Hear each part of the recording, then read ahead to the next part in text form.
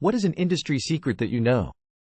The stuff that makes movie theater popcorn taste like movie theater popcorn is called Flavicol.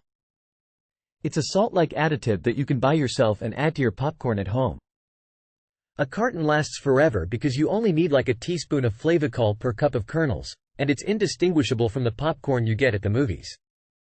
Just last night we were playing a gig and my guitarist said he was going to show us a little trick he uses to get everyone on the dance floor. Over the mic he asked everyone to come up in front of the stage so we could get a group picture of everyone who came to the show. As soon as he got the pic we started playing and everyone stayed on the floor until the end of the set. It was a great. Theater seats aren't all the same size. Some are narrower than others. We use a variety to manipulate the sawtooth arrangement so that you look through a gap between heads, not straight into the head of the person in front of you. That means some seats are better, i.e., wider, than others. The machine that injects white fluff into Twinkie operates at 37 psi. If turned up to 55, it blows the twinkle to bits and makes a big mess in the lab.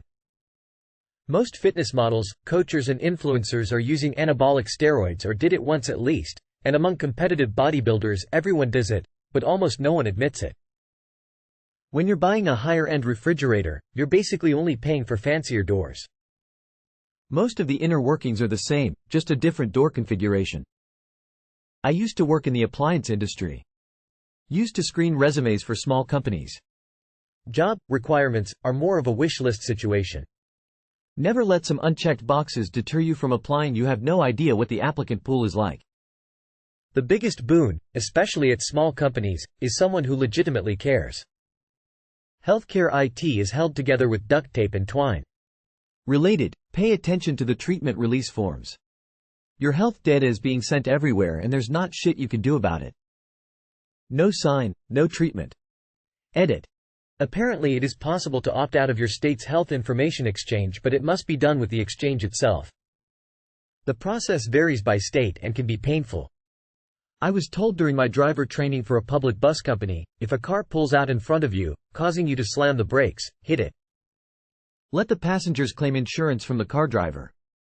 If you slam the brakes, avoid the collision, the injured passengers can sue the bus company. Hospitals suck at cybersecurity.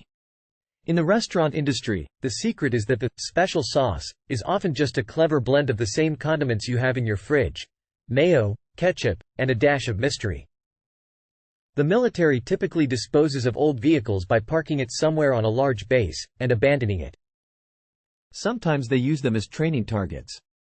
It's cool but eerie to see. I know where there's a lake that's full of Sherman tanks. They drove them out there in the late 50s in the winter and left them to fall through. No matter how high up the chain you get, nobody really knows what's going on. Everyone is winging it for any work that falls outside their very specific area of expertise. If you give one website your name, another website your number, and another website your email, there are services that merge info together by scanning the web and build a profile of you for ad targeting and sales. Some of you may assume this already, but it is standard practice and utilized more frequently than you might think. Dawn dish soap is the single best way to clean up an oil spill on the small scale.